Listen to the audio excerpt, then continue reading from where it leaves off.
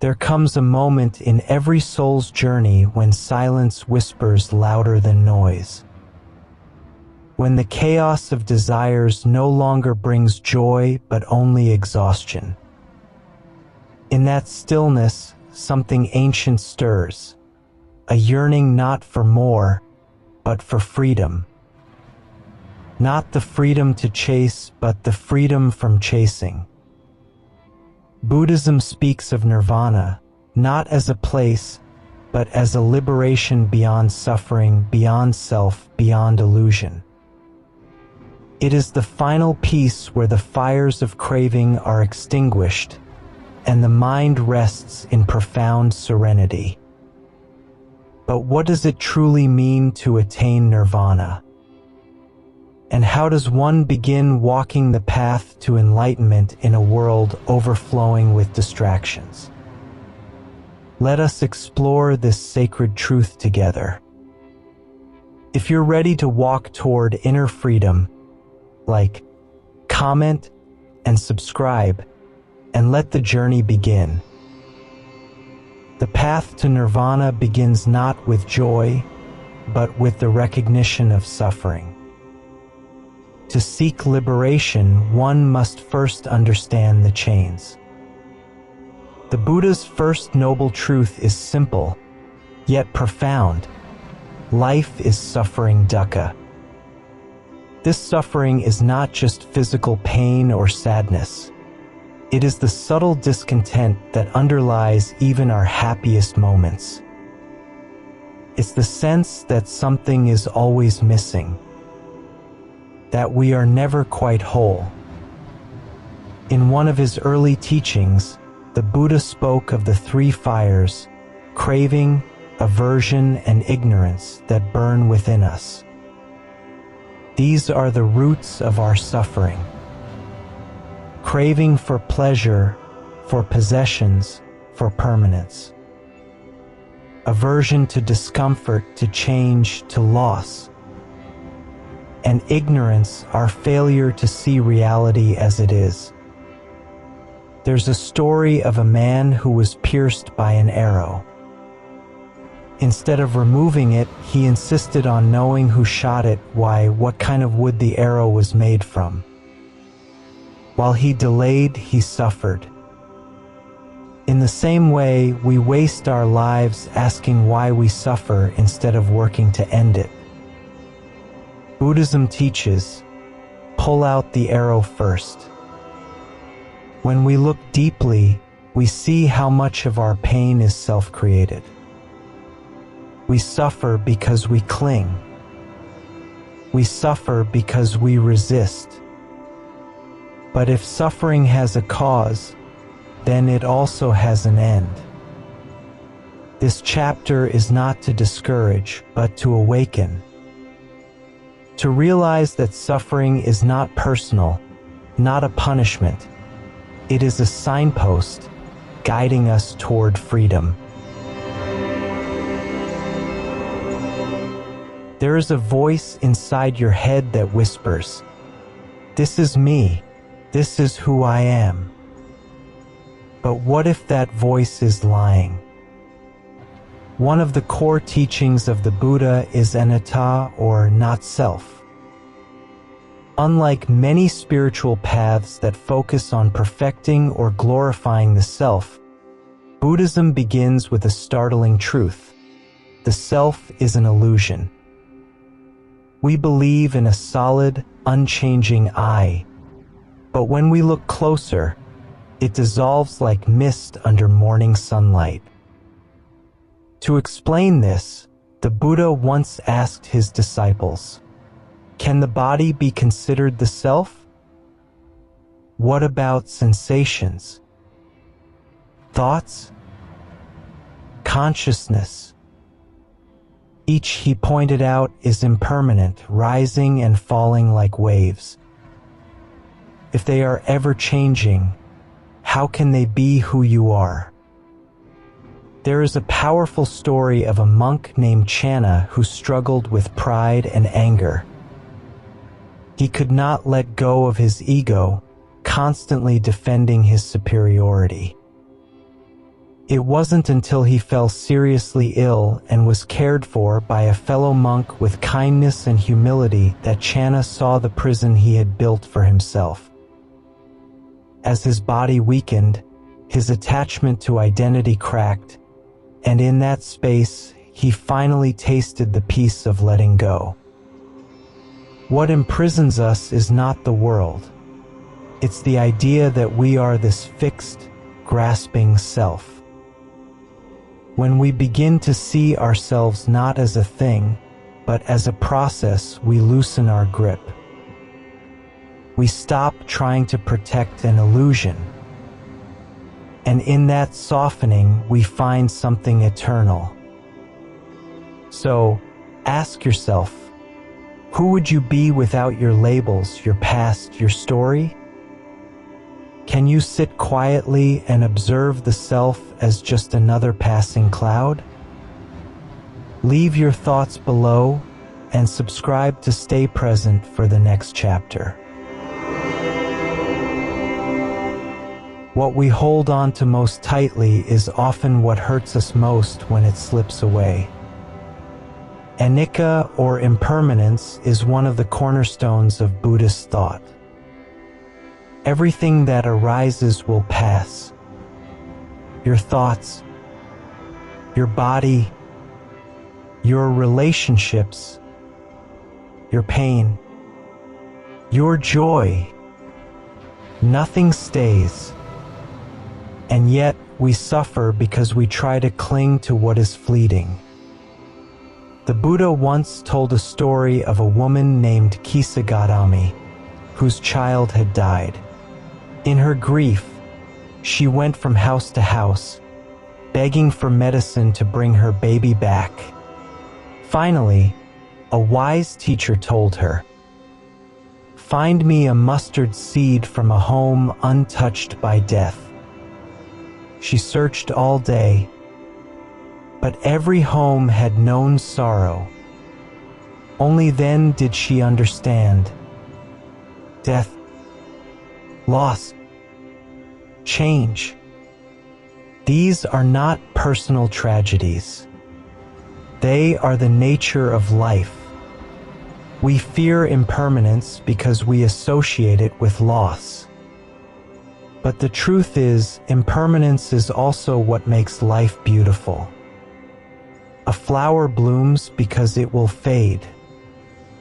A song moves us because it ends. When we embrace impermanence, we stop trying to possess life and begin to participate in it. Let this truth free you. You don't have to freeze joy or fix sorrow. Just be present. Watch it all pass, like clouds across a still sky. Can you let go? Not just with your hands, but with your heart? Tell us where you're learning to release. Subscribe for more teachings on peace that lasts beyond time. What if what you desire most is the very thing that keeps you from peace? At the heart of suffering lies tanha, thirst. This thirst takes many forms. Desire for pleasure, for approval, for control. We chase these things thinking they'll complete us, but like water poured into a cracked cup, nothing ever stays. The Buddha likened craving to a man crossing a desert, tormented by mirages. Every time he thinks he's found water, he runs toward it, only to collapse in exhaustion. Only when he stops chasing and looks within does he find the spring that was always there. There's a parable of a monkey who was trapped by a simple trick. A jar was filled with nuts, and the opening was just wide enough for his hand. He reached in, grabbed a fistful, but couldn't pull his hand out. He could be free. If only he let go. How many times do we trap ourselves in the same way? We grasp for love, status, perfection, and suffer when we can't hold them. The path to Nirvana doesn't ask us to destroy desire, but to understand it, to see where it leads, and gently to let it fall away. True freedom comes not from having, but from no longer needing. So today ask yourself, what are you clinging to that no longer serves your peace? And can you begin, even with one breath, to release it?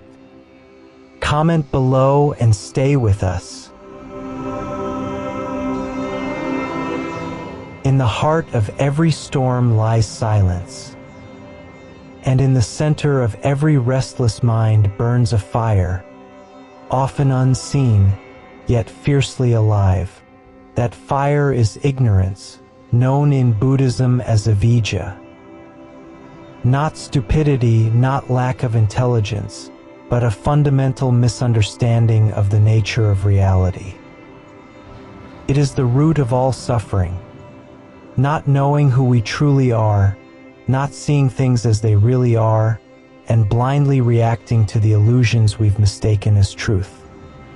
The Buddha compared ignorance to darkness. Imagine being in a pitch-black room filled with treasures. You stumble, bruise yourself, become frustrated, all because you cannot see what's around you. In the same way, we move through life unaware, clinging to what won't last, fearing what has no substance, and believing we are separate from the world. There is a tale from ancient texts of a young man named Jaya who sought wisdom from every teacher he could find. He memorized scriptures, debated philosophies, and even fasted for days. But peace eluded him. One day, he met a forest monk who said, "You know much, but have you seen the truth?" The monk handed Jaya a mirror and asked, "Can you see your own eyes?" Jaya looked and paused. He had never truly questioned the one who was seeking. That moment shattered his ignorance, and the fire began to fade. We often seek answers outside ourselves, forgetting that clarity begins within. Ignorance isn't cured by more information, it is dispelled by awareness. When we meditate, when we pause before reacting, when we question our assumptions, we begin to see. And when we see clearly, suffering loses its grip.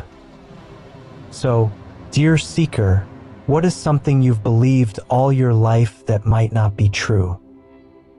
What fear or desire have you accepted without question? Share it in the comments. Life doesn't wait for you to be ready. It comes in waves, unexpected, wild, and often overwhelming. Yet amidst that chaos, there is a silence, a space untouched by fear, desire, or thought. Buddhism calls this inner sanctuary samatha, tranquility, not an escape from the storm, but the stillness at its center. There was a master named Ajahn, known for his serene presence. When a disciple asked how he remained calm through hardship, Ajahn smiled and said, "I do not fight the storm, I sit in the eye of it."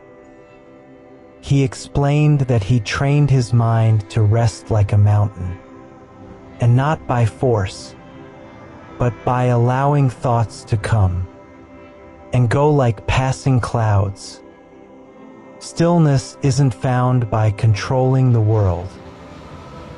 It's found by gently watching the world, without clinging to it. In meditation, you don't eliminate thoughts. You simply stop following them. With practice, the chaos continues around you, but it no longer shakes you. You respond, rather than react. You breathe, rather than panic. This inner peace is not passive. It is powerful. It gives you clarity when others are confused, compassion when others are harsh, and strength when others collapse. There is a kind of strength that doesn't need to shout. It doesn't break or burn. It heals. That strength is compassion. In Buddhism, compassion, karu, is not pity, not feeling sorry for others. It is the sincere wish to alleviate suffering, both in others and in ourselves. And according to the Buddha, it is one of the fastest paths to awakening.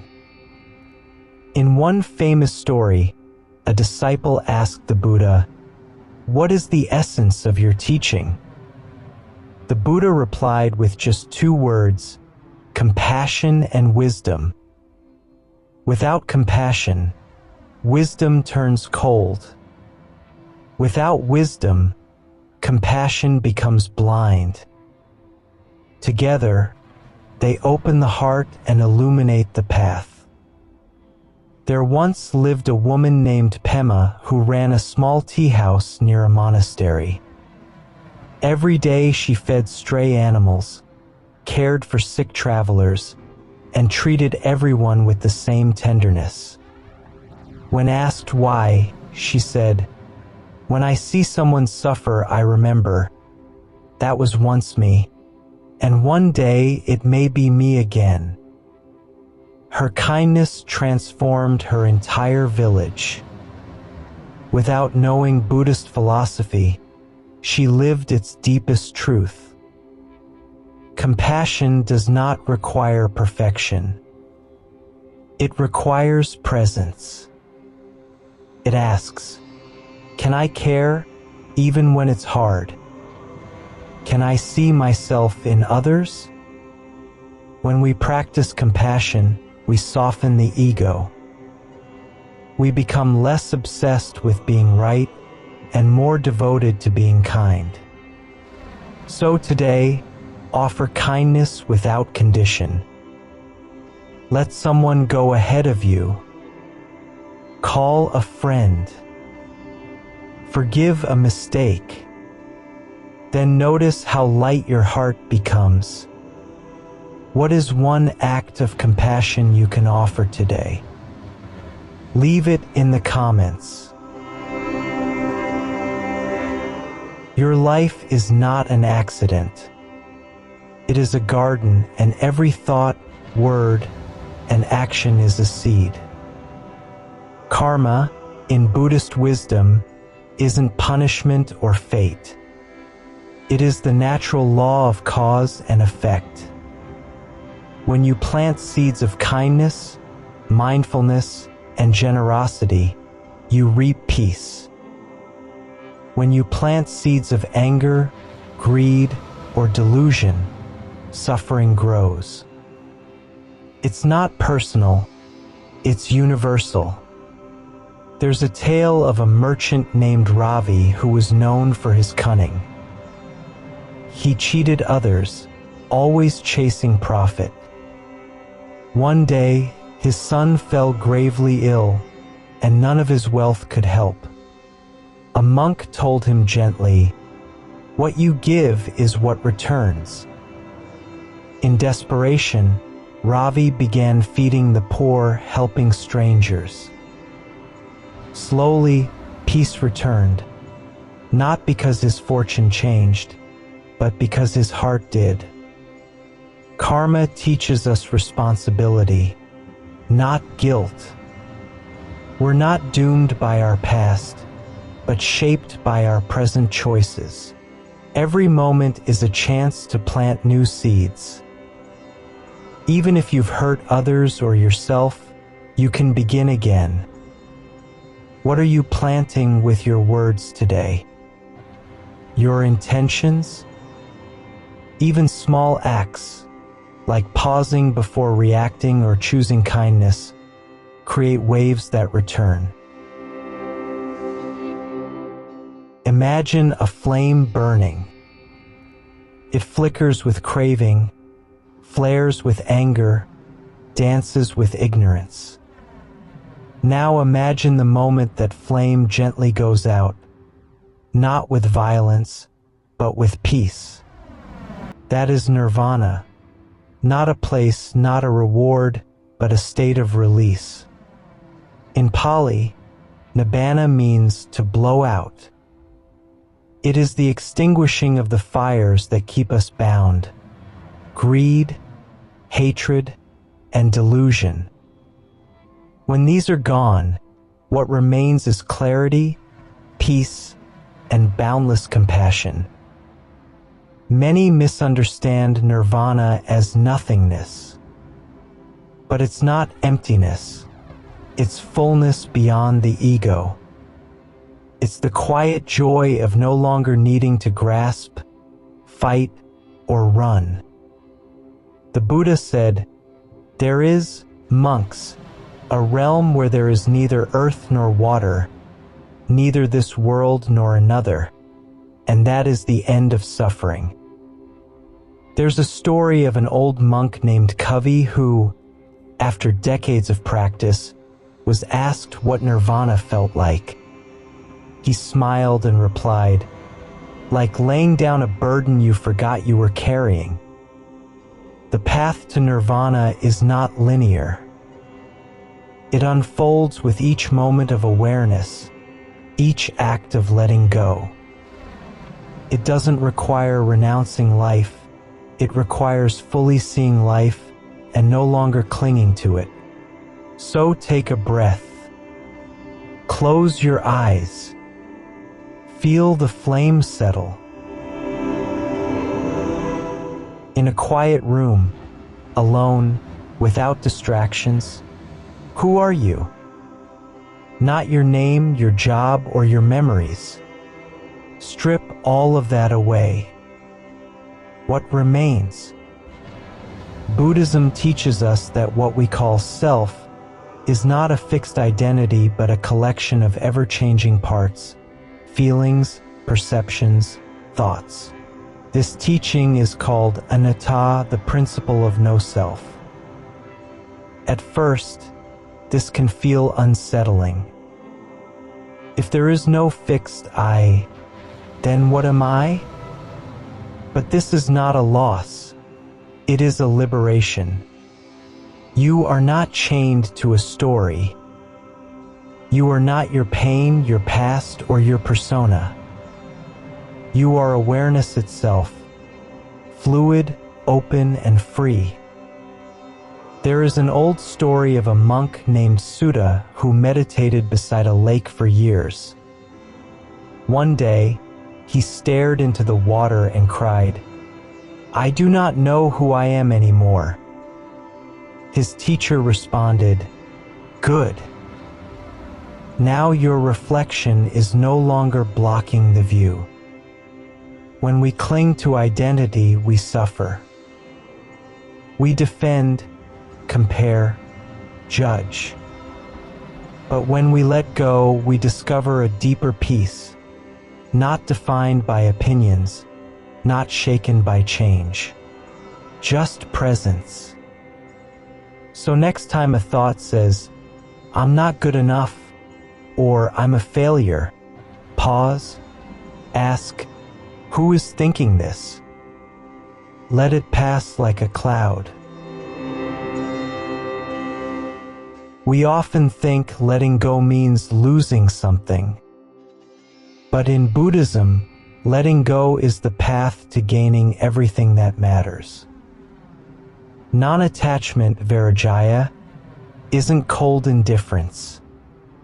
It is freedom. It's not the absence of love. It's loving without clinging.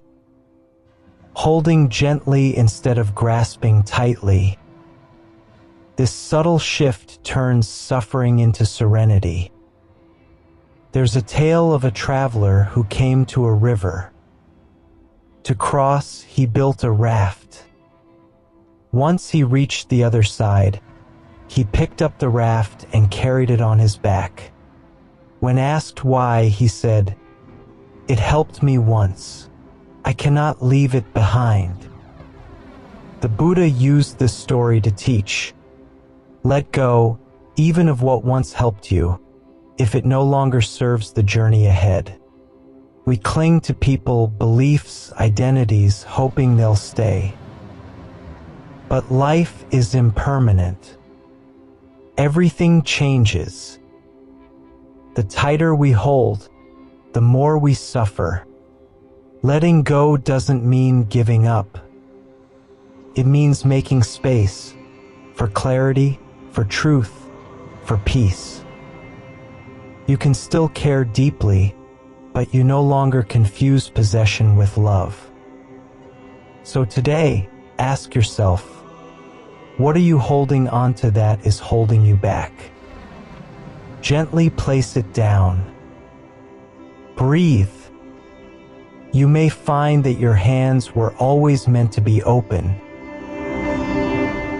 So much of our suffering lives not in the moment, but in the mind, replaying the past, fearing the future, missing the gift of now. Mindfulness, or sati, is the practice of returning to your breath, your body, this moment. It is remembering to be here, not lost in thought, not driven by impulse, but simply aware. There's a Zen story of a man who asked a master, "What is enlightenment?" The master replied, "When hungry, eat. When tired, sleep." The man was puzzled. "Don't we all do that?" The master smiled. "No. When you eat, you think of other things. When you sleep, you dream of tomorrow. To live mindfully is to touch life directly. When you sip tea, taste it. When you listen to a friend, hear them fully." It sounds simple, but it transforms everything. Your meals become sacred. Your walks become meditations. Your pain becomes a teacher. Mindfulness isn't escape. It's intimacy. It invites us to live, not someday, but now. So take one mindful breath. Feel the inhale, the exhale. That's all. That's enough. We fear death because we mistake it for an end. But in Buddhist wisdom, death is not the opposite of life. It is part of life. The cycle of birth and death, known as samsara, is endless until wisdom breaks the chain. The fear of death arises from clinging to identity, form, and control. But when we understand impermanence, death becomes a doorway, not a wall. There's a story of a woman named Kisa Gautami, whose child died. In her grief, she begged the Buddha to bring him back. The Buddha told her to find a mustard seed from a house untouched by death. She searched, but every home had known loss. She returned and understood.